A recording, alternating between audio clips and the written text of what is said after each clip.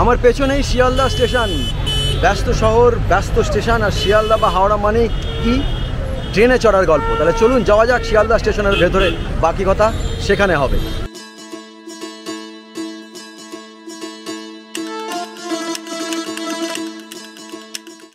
Hello বন্ধুরা, নমস্কার, welcome back to my channel. আমি চিনু, আবার চলে এসেছি আপনাদের সামনে নতুন জার্নির গল্প নিয়ে। আমি চলে এসেছি এই মুহূর্তে শিয়ালদা স্টেশনে দাঁড়িয়ে রয়েছি। ধরবো দুরন্ত, যাব দিল্লি। কেন যাচ্ছি, কি বৃত্তান্ত, তারপরে কি গল্প তৈরি হবে, সেগুলো আস্তে আস্তে বলতে থাকবো। জার্নি তো সবে শুরু, আমি তো বহুত দেরে দিল্লি।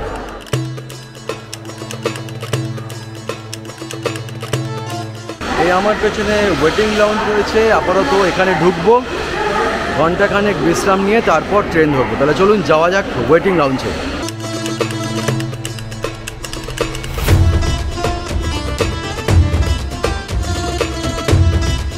এদিকে সেকেন্ড ক্লাস ওয়েটিং রুম এটা, আর এইদিকে হচ্ছে upper class waiting room. Upper class waiting রুমের চার্জ হচ্ছে প্রতি ঘন্টা 10 টাকা, বাতানুকূল।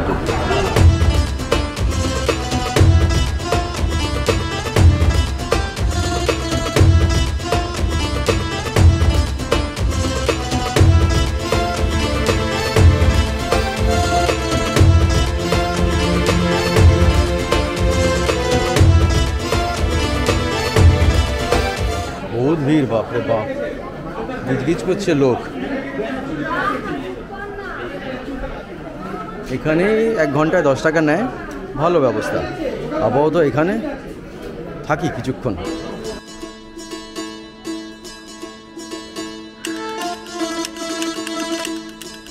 কটায় ট্রেনটা?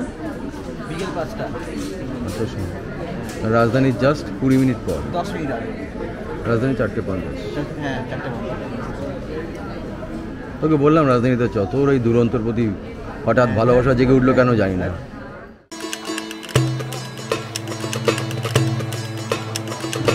বাহ, বাইরে খুব গরম। নভেম্বর মাস শুরু হয়ে গেল, কিন্তু ব্যাপক গরম এখন। যাই হোক, এসি লাউঞ্জে 1 ঘন্টার জন্য বুক করেছি, ঘন্টাখানেক এখানে থাকবো, তারপরে ট্রেন ধরবো। 5টায় ট্রেন, দাঁড়িয়ে রয়েছি ঠিক 14 নম্বর প্ল্যাটফর্মের সামনে। ট্রেন দিয়ে দিয়েছে, ফলে এখন তাড়া রয়েছে। যাব ট্রেনে উঠে, তারপরে দেখা যাক কতটুকু কী করা যায়, কী গল্প আপনাদের শোনানো যায়। তাহলে চলুন যাওয়া যাক।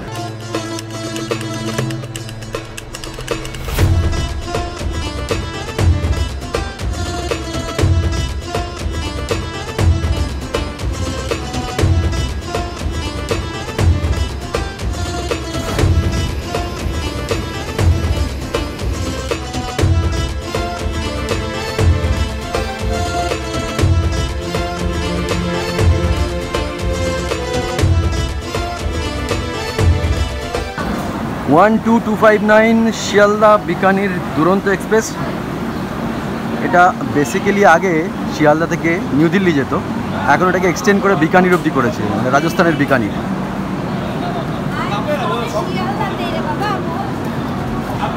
এই মালপত্র নিয়ে বুঝতেই পারছেন শ্যুট করা খুব প্রবলেমের, ফলে সুযোগ বুঝে বাকি ছবি দেখাবো আপনাদের। B7 তো?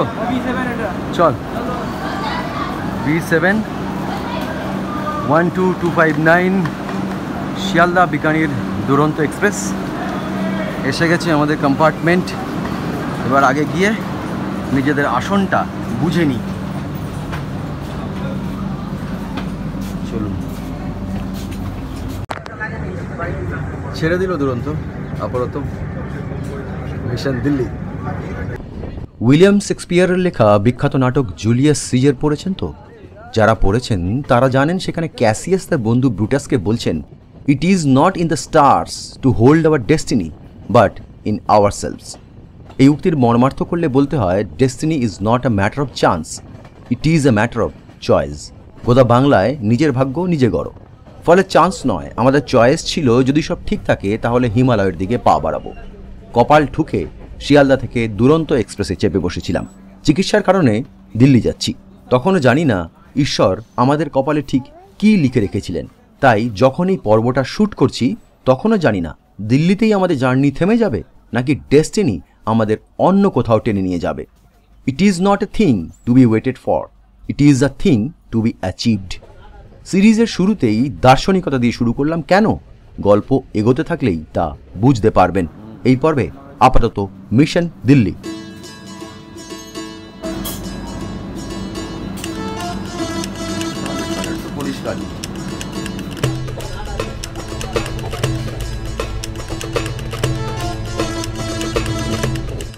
শিয়ালদা থেকে ঝালের পরের স্টপেজ কোথায়?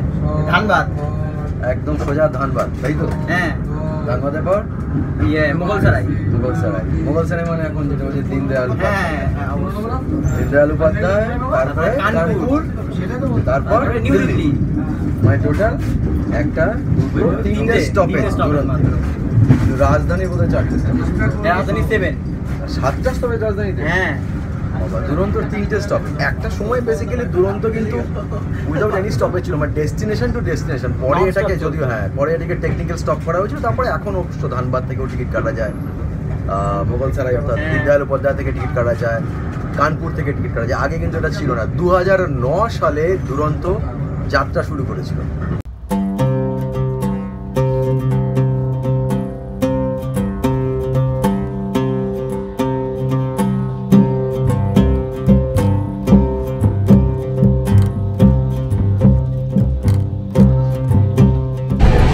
একশো 30 কিলোমিটার পার আওয়ারে ছুটছে দুরন্ত, কলকাতার গণ্ডি ছাড়িয়ে ক্রমশ জেলায় অর্থাৎ উত্তরমুখী হচ্ছে, মানে উত্তর ভারতমুখী একদম। এর পরের স্টপই হচ্ছে ধানবাদ। ফলে অন্ধকার হয়ে আসছে, কী বা দেখাবো। আপাতত ক্যামেরা বন্ধ রাখছি, যদি কোনো গল্প তৈরি হয় তাহলে নিশ্চয়ই দেখাবো।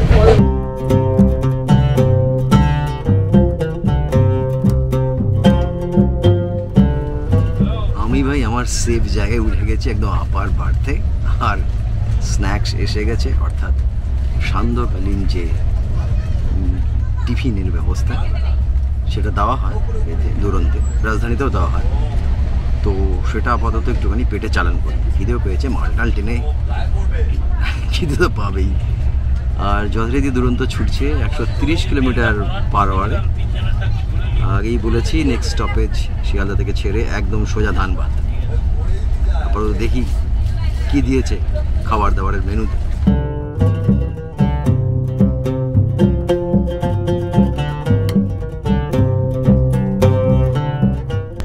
একটা স্যান্ডউইচ, ঠান্ডা, ওই কচুরি, খাস্তা কচুরি, ভুজিয়া, আর কি সোনপাপড়ি, এবং সেটা বিকানিরের। যেহেতু ট্রেনটা বিকানির যেছে তাই বিকানিরের সোনপাপড়ি দিয়েছে। আর চা তৈরির সরঞ্জাম, tea bag, milk powder, sugar cube, এই ওই আর কি। সেদিনও নেই, আর সেই ফিশ ফ্রাইও নেই।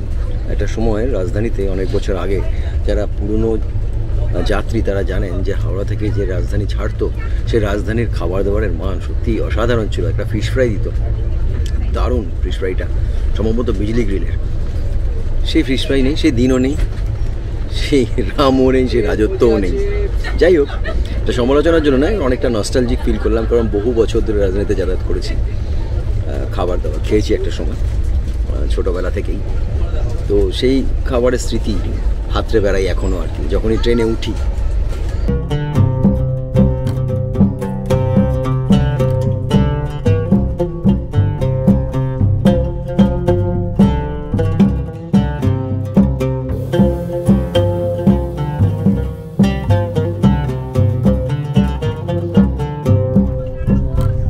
ডিপ চা দিয়েছে, ডিপ চাটাই খেতে ভালো লাগে ট্রেনে।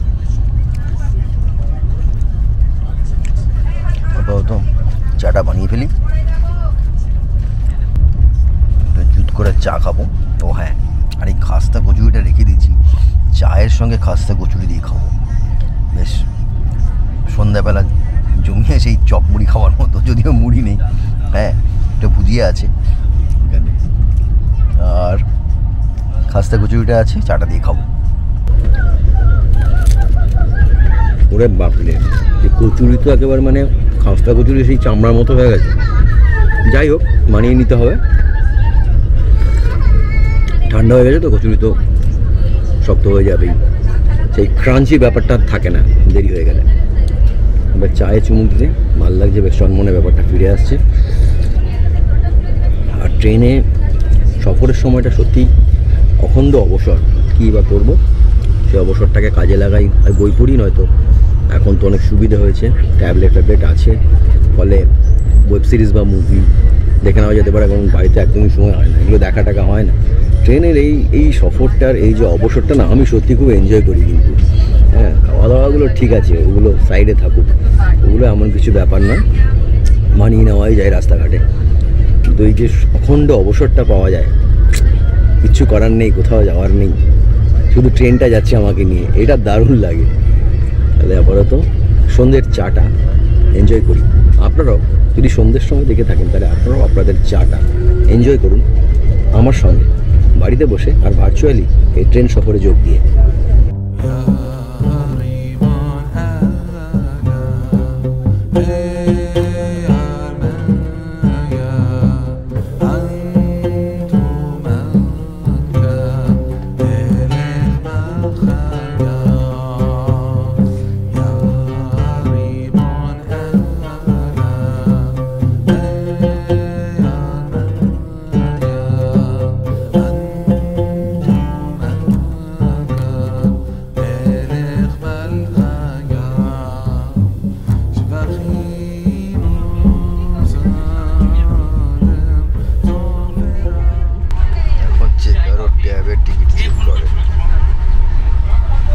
জাস্ট জিজ্ঞেস করলো নাম দাম, ব্যাস। টিকিটটা দেখতে চাইলো না, পুরোটাই অনলাইন।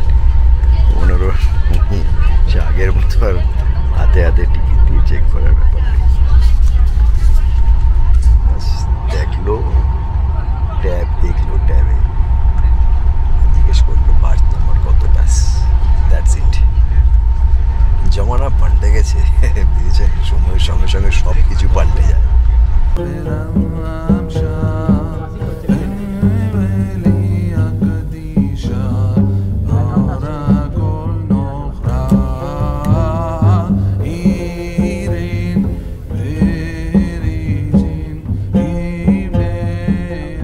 ধানবাদ ঢুকছে, 8:30 মতো বাজে, টাইমে আছে ট্রেন। আর 8:30 মানে ডিনার টাইম। তো রাতের খাবার দিয়ে দিয়েছে, ফলে রাতের খাবার খেয়ে ট্রেনে তো কিছু করার নেই, তাড়াতাড়ি শুয়েই পড়বো আমি। এরপরে ধানবাদের পরে, এখনও ধানবাদ আসেনি, ধানবাদ তারপরে একদম সোজা দীনদয়াল উপাধ্যায় অর্থাৎ মোগলসরাই।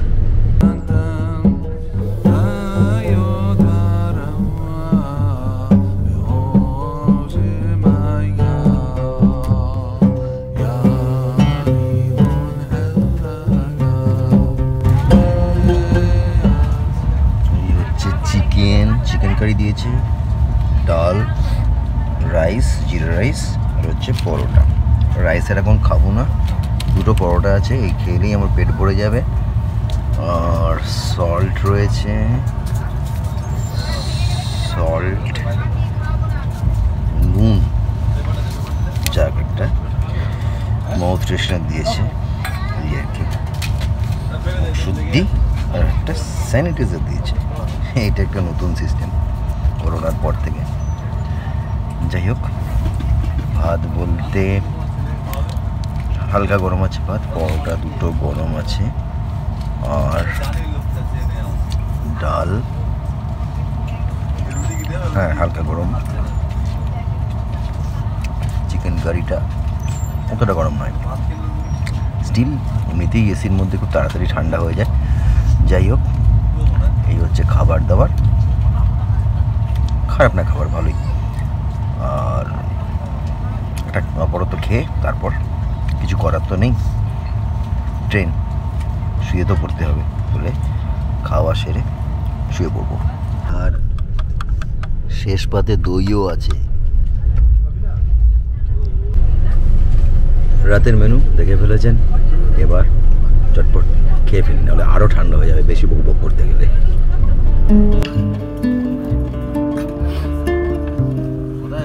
ধানবাদ এসছে এখন।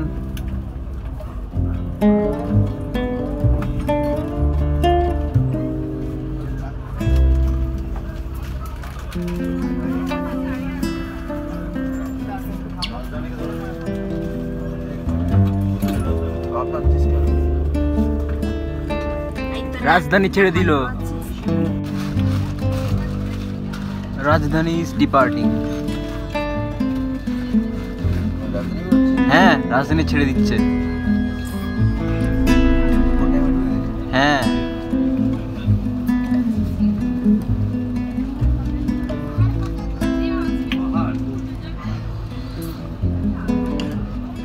ধানবাদ ছাড়লো তো? হ্যাঁ, ধানবাদ ছাড়লো।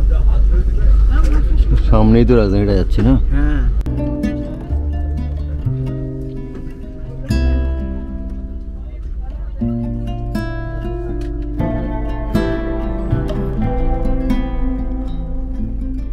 এই ধানবাদ ছাড়লো কটা বাজে?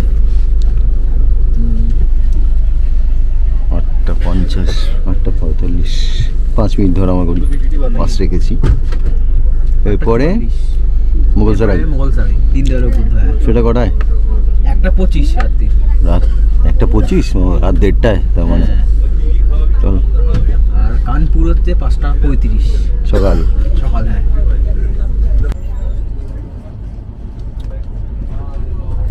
কোথায় ক্রস করলাম আমরা? ধানবাদ। হ্যাঁ, খাওয়া দাওয়া তো হয়ে গেছে। হ্যাঁ, চিকেনটাও কিন্তু ভালো ছিল, হ্যাঁ। ম্যারিনেট করেছিল, ভালো নরম ছিল চিকেনটা।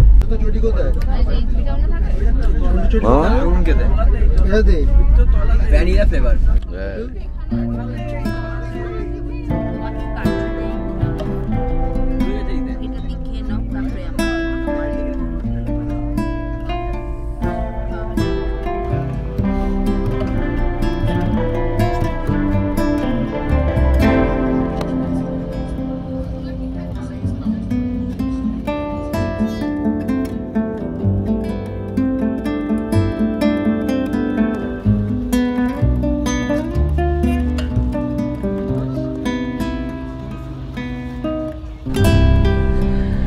ধানবাদ অনেকক্ষণ আগে চলে গেছে। আমি আমার এই রিডিং ল্যাম্পটা জ্বালিয়ে আপনাদের সঙ্গে কথা বলছি, কারণ বিছানাপত্র সবার হয়ে গেছে, রাতও বাড়ছে, 10টা বেজে গেছে, ফলে শুয়ে পড়তে হবে। তো আর কিছু করার নেই, এই যে আমিও শুয়ে পড়েছি দেখুন। তো যাই হোক, ঘুম হয়তো আসবে না, কারণ রাত 3টার আগে যে মানুষ ঘুমোয় না, সে ট্রেনে হঠাৎ করে 10টার সময় কী করে ঘুমোবে? ঘুম হয়তো আসবে না ঠিকই, কিন্তু শুয়ে পড়ছি। কিছু নিয়মকানুন মেনে চলতেই হয়। এখানে আরও অনেক প্যাসেঞ্জার রয়েছে, আলো জ্বালিয়ে রাখলে অনেকেরই অসুবিধে হয়। তো ফলে এই জার্নি। আর যেহেতু দুরন্তর কোনো স্টপেজ নেই, ফলে একদম রাত 1:30টায় এরপরে সেই মুঘলসরাই, ও 5:30টায় সেই কানপুর। ফলে আমি অত রাত্রে জেগে থাকবো না, আর অত সকালে উঠে কানপুর দেখাবো না। ফলে কি হবে আমি জানি না, যদি দেখাতে পারি দেখাবো, আর রাতে অন্ধকারে কি দেখবেন। ফলে শুয়ে পড়াটাই ঠিক, তাই নয় কি? তাহলে লাইট অফ করে দিই আর শুয়ে পড়ি। Good night.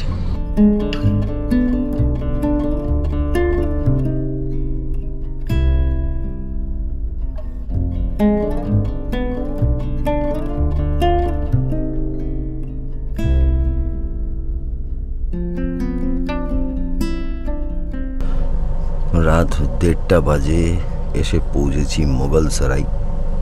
গোটা কামরায় নীলাভ একটা আলো ছড়িয়ে, অর্থাৎ নাইট ল্যাম্প চলছে, সবাই ঘুমোচ্ছে গভীর ঘুমে, গোটা কম্পার্টমেন্টের সবাই।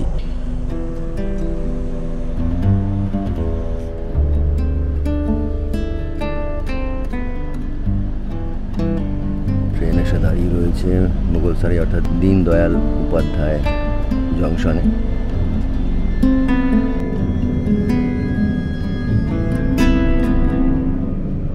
সেই মুঘলসরাই। এরপরে আবার সোজা কানপুর মুঘলসরাইয়ের পর। মুঘলসরাই এসে গেছে। আর সত্যি কথা বলতে কি, আমার ট্রেনে ঘুম আসে না। ট্রেনে ঘুমোতে পারি না, কিছুতেই ঘুম আসতে চায় না। এপাশ ওপাশ করছিলাম, বাকি কম্পার্টমেন্টে সহযাত্রীরা সবাই গভীর ঘুমে আচ্ছন্ন। আর আমি দেখালাম আপনাদেরকে যে একটা সেই স্বপ্নের নীল আলো গোটা কম্পার্টমেন্টে ছড়িয়ে রয়েছে, আর আমার কিছুতেই ঘুম আসতে চায় না, উসকুস করি শুয়ে। তো ভাবলাম যে জেগেই যখন রয়েছি, তাহলে ক্যামেরাটা একটুখানি অন করলেই হয়, এই আর কি, কিছুই দেখানোর নেই। তো যাই হোক, এবার এই মুঘলসরাই ছাড়লে শুয়ে পড়বো আর কি। আর এরপর তো সোজা একদম কানপুর, তারপর দিল্লি। যাই ভেতরে যাই।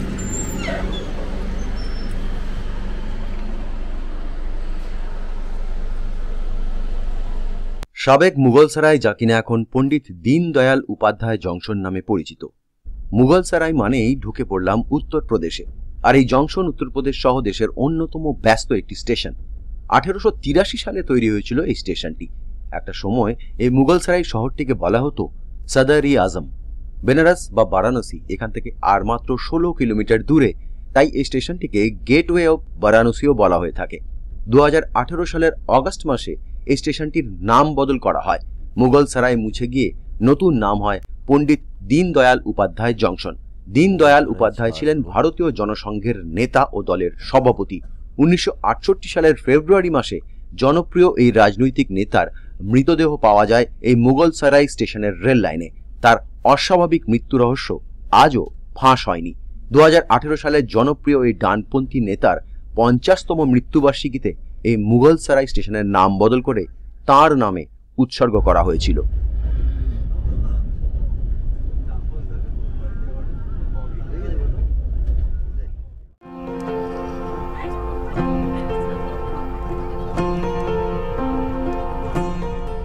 কানপুরে আর ঘুম ভাঙেনি।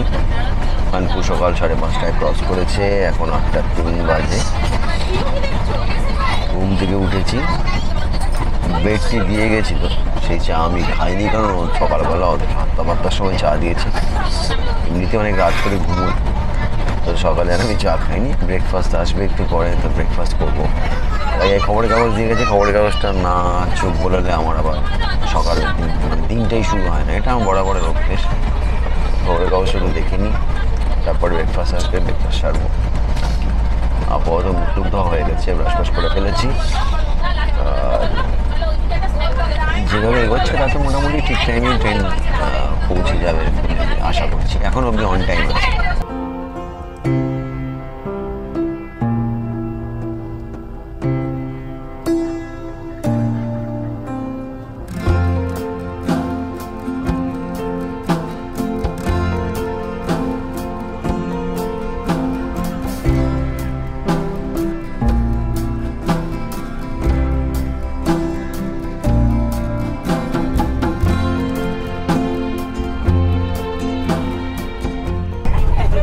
হিরণগাঁও না, হিরণগাঁও বেরিয়ে গেল। 8:03 বাজে।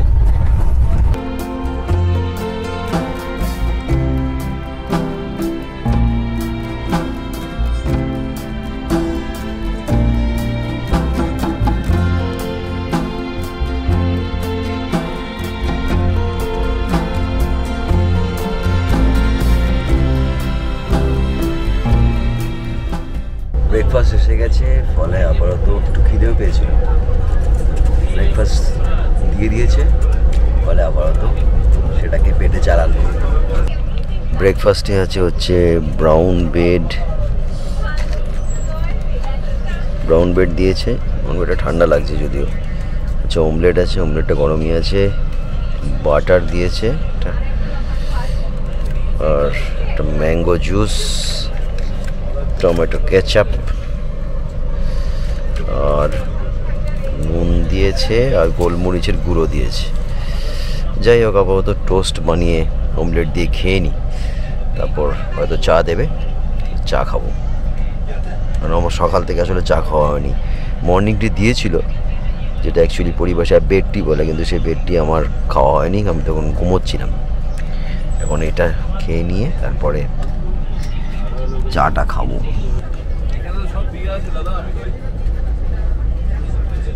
পাউরুটিটা একটু গরম হলে ভালো হতো, এটাই আর কি। এমনি কোনো ঠিকই আছে সব। টোস্ট একটু গরম না হলে ভালো লাগে না।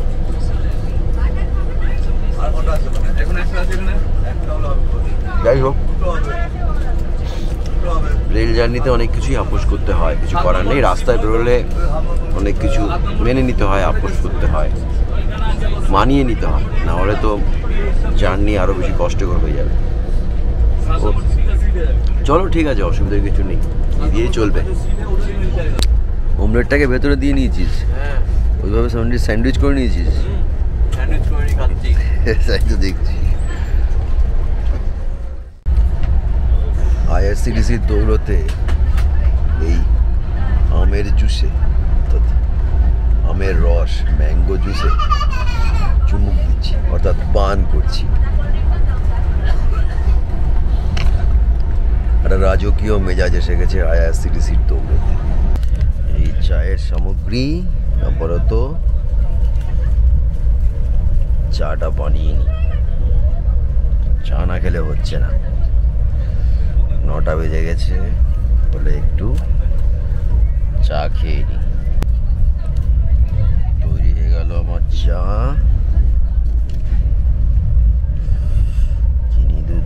চিনি আর দুধ দেওয়া আছে, ডিপ চা। লিকার হয়ে যাবে এক্ষুনি। চিনি আর দুধটা গুলে নিই, ব্যাস দফা ব্যবস্থা। এইবার এই চাটা চুমুক না দিলে ঠিক জমছে না, আজকে দিনটা শুরু হচ্ছে না।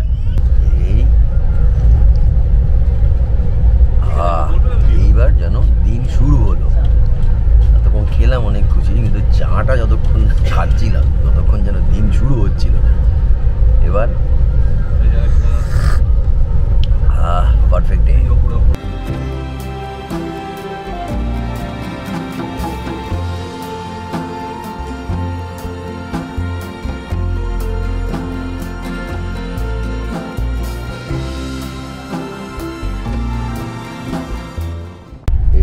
শিয়ালদা থেকে নিউ দিল্লি 1457 কিলোমিটার, 1457 কিলোমিটার দীর্ঘ পথ পাড়ি দিচ্ছি আমরা 18 ঘন্টায়।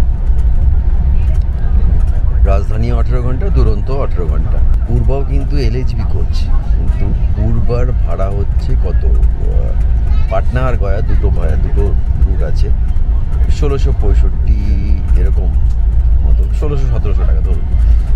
আর এটার ভাড়া, এটার টিকিট কেটেছি 3040 টাকা, জিএসটি আলাদা, যেহেতু এটা প্রিমিয়াম ক্যাটাগরি এবং ডাইনামিক রেঞ্জে ভাড়া ওঠানো পারে। তো এটা খাওয়া দাওয়াটুকুই আছে, বাকি হিসেব ধরলে পূর্বাও ধরুন এলএইচবি কোচ, আর আপনি যদি খাওয়ানো 500 টাকা, তাহলেও হচ্ছে 2200 টাকা। সেই হিসেবে এই ট্রেনগুলোর ভাড়া অনেকটাই বেশি, আমার তাই তো মনে হয়, ডাইনামিক রেঞ্জ করে দিয়ে।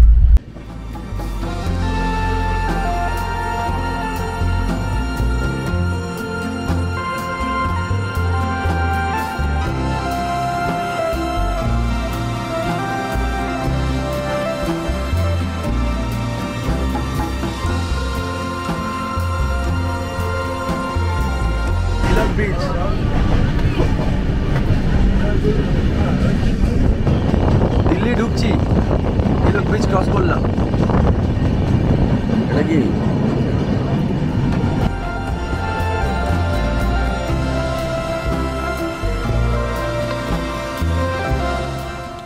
দিল্লিতে এই যে গ্রাফিতিগুলো করে রেখেছে বলে না, এগুলো দেখতে ভালো লাগে। লোদি কলোনিতেও প্রচুর গ্রাফিতি এরকম দেখলাম।